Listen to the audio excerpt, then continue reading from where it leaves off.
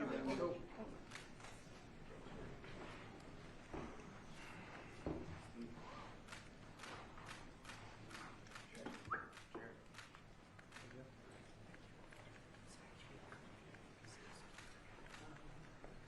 Would you want to take a couple of questions? I don't get it. Do you want to have a couple of questions? First, we're having an amazing period of time, like I think nobody's seen before. And we had tremendous stop, as you know, in Israel, and now we're in a country where a friend of mine is a very powerful leader, and my friend is right here, the president, also the general, you know. Sometimes usually I call him the general because he's both, and he's good at both. And they've done a fantastic job. And they have very little crime, you know, because they don't play games, that's why. They don't play games like we do in the United States with governors that have no idea what they're doing. But they don't have crime. I ask about crime and they almost don't even know what I'm talking about. So it's a great tribute to this man. He's done a fantastic job in bringing this country together, and the United States is with him all the way. Thank you. Okay, all the way, and it's an honor to be with you. Sir, what will Egypt's role play in the peace process here? We played a very important role, and they had a very important role with Hamas. In fact, the general was right here, was very instrumental because Hamas respects this country and they respect the leadership of Egypt. So you played a very important role. I appreciate it very much. Thank you. Thank you very much. President Trump, in Israel just now, you were talking about a possible Iran peace deal. You said, we are ready when you are. Yeah. Is that the ultimate goal with today's signing, to get enough? Not Iran, but I think Iran will come along. They've been battered and bruised, and you know they need some help. They have big sanctions, as you know, tremendous sanctions. I'd love to take the sanctions off when they're ready to talk, but they can't really survive with those sanctions. Those sanctions are very tough. But at some point, they're going to say, we want the sanctions off. We're going to end up with peace. I think Iran is going to be fine. I know so many Iranian people. They're great people. They're smart, great people. Engineers, lawyers, I mean, they're academics. But they took a big hit. And frankly, if we didn't hit them with the nuclear, I don't think you would have been able to have this incredible this deal, this once-in-a-lifetime deal. Nobody's ever seen anything like what's happening today. And countries have all come together, all different countries. Some liked each other, some didn't, most didn't.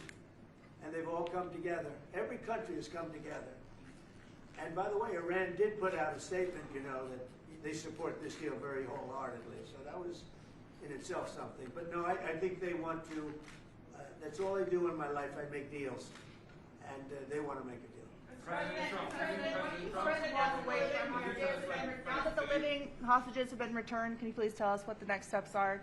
Well, they're going and looking for bodies. It's a pretty gruesome task, and they know where numerous are, as you know. I guess 5 or 6 are in yet now, but they're looking for bodies. They know the areas, and they search parties out, and they're doing it in conjunction with Israel, and they're going to be finding quite a few of them. President Trump, can you tell us when phase 2 of the negotiations will begin? Well, it started. I mean, it started as far as we're concerned. Phase 2 has started. And, you know, the phases are all a little bit mixed in with each other. They're going to start cleaning up. You look at Gaza, and it needs a lot of cleanup. That's why when I talked in my speech, I talked about the debris. I used the word debris. That's debris times 10. So, but they're going to really do a job. They have a lot of power. In another room, you have the wealthiest, some of the wealthiest nations in the world. All leaders, the big leaders are here, the emirs and the kings and everybody, and it's a very interesting group. I guess we have like 35 countries, and that's only because they were the 35 that we invited. Everybody that we invited came. So there's a lot of respect. And I think you'll see some tremendous progress, both in the Middle East. This country is doing very well. It has good leadership. It's about leadership. And it's really nice when you say, how is your crime situation? And they don't even know what you're talking about. What do you mean crime? We don't have crime. Because if he has crime, he puts it out very quickly. Some people think that's not nice, but I think it's great. Because people don't want to be mugged and smashed, and they don't want to be stupid people. They have a place that is doing very well. We're very proud of him. Because we knew each other from the beginning. The first time I met, it was in a hotel, and I was going to meet him, and then Hillary Clinton was following me. Remember? Hillary Clinton. And he liked me so much, he never even got to see Hillary. He saw her for about 2 seconds. But he didn't really want to waste a lot of time. He knew what was going to happen. But that was the first time we met, and we had a very good chemistry together. And it continues till today. So I want to thank you all very much. I appreciate the way you covered this really momentous, I've never seen anything like it. The level of love, the level of respect for what it is, and it's, you know, it's peace in the Middle East, and everybody said it's not possible to do, and it's going to happen, and it is happening as before your very eyes, and that's why it's become so fascinating. Marco, do you have anything to say? Egypt's been a phenomenal participant. I think both Steve and Jared will tell you the critical role they played, and they can tell you themselves. They hosted the talks here, and they're going to play a very important role now in the follow-up, the implementation of this, which is really, it's not simply about restoring Gaza, it is about transforming the region. So we have an incredible partner, a long alliance, very capable partner here, and a tremendous collection of leaders. This is clearly, in my mind, I think in the mind of everyone in this room, probably one of the most important days for world peace in 50 years. That's not an exaggeration. Only 50? Maybe 100. Certainly since the end of World War II. Mr. Witkoff and Mr. Kushner, I'm curious, you played such an important role in the tactical negotiations here. What will your role be going forward as a lot more has to be brought to the table here? Oh, the minute we had inked the deal, Jared and I were already working on the implementation side of the deal. So we're dug in. We'll be here quite a bit. That's at the direction of the president. That's probably going to be one of the most important phases here. Jared is remarkable to work with. I talk about it all the time. And of course, we both love working for the president. So it's feels like a very honorable job. Mr. President, would you like to say something with the interpreter? Yes. اسمحوا لي في البداية أن أنا أرحب بفخامة الرئيس. وأنا سعيد وكل شرف موجودة في شرم الشيخ مدينة السلام.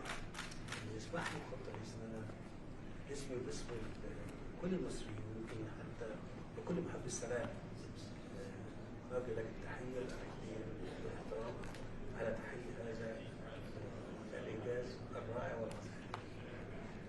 Well, first of all, Your Excellency, I welcome you to Egypt. It's a great pleasure and an honor to have you with us here in the city of peace, Sharm el-Sheikh. Allow me also to extend, on behalf of all Egyptians and peace lovers around the world, salute, the appreciation, and the respect for this unprecedented and momentous accomplishment by your hands. أنا كنت متأكد فخامة الرئيس أنك الوحيد القادر على تحقيق هذا الإنجاز وإنهائه.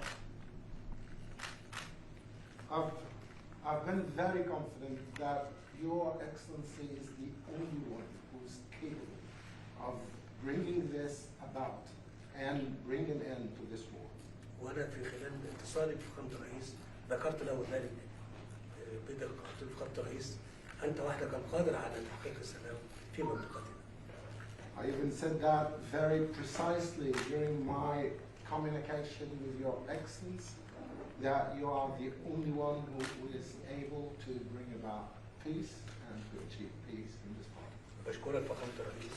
I thank you, Mr. President. ولكن عايزين نستكمل نثبت وقف إطلاق النار ونطلق الصراحة لكل الرهائن وحتى يعني للأسف الجثث المتبقية في أسرع وقت عشان تسلم إلى ذويهم في إسرائيل ثم إدخال المساعدات ونستكمل باقي المراحل. And what we need to do now is to fixate the ceasefire, make sure that it maintains and sustains, that we can deliver all of the remaining, the bodies of the deceased. to the families, and this is very important, to bring in more humanitarian assistance into the strip, and working very closely on following up the rest of the steps that should be taken to make this successful. Mr. President, you did very great. Thank you. That's very nice. Thank you. Oh. He's a good man. He's a good man. We're with him all the way. Will he be on the Board of Peace, sir? I'd like to have him on the board. I'd like to. We may need an interpreter, but that's okay. غالبا الرئيس موجود انا هبقى موجود. As long as the president, His Excellency, You can't do better. the Board of Peace, I'll be there. We've had many leaders want to be on the board, actually. The Board of Peace, it's taken on, Steve, I'd say a life of its own. Do you want to discuss that, what's happened? I think we have a long list of applicants to be on that Yeah, board. everybody wants to be. That's very nice. That's better than the other way. Usually it's the other way. Nobody wants to be on the board. But it's really taken on, this whole thing has taken on a life that's very different. So it's been really a great honor. And you people have done a fantastic job, I want to tell you. We appreciate it very much. Last thing. Thank you very much, everybody. All right, thank you. Let's go, Browns, go, thank you. Thank you, Hold it, 1 second. انا عايز دعم فخامه الرئيس ورعايته معانا في مؤتمر اعاده الامن. I just want and look forward to Your Excellency's support and your sponsorship with us in the conference for the reconstruction. Thank you. 100%. Thank you. Thank you, everybody. All right, thank you, Brad. You guys, let's go. Thanks, guys. Let's head out.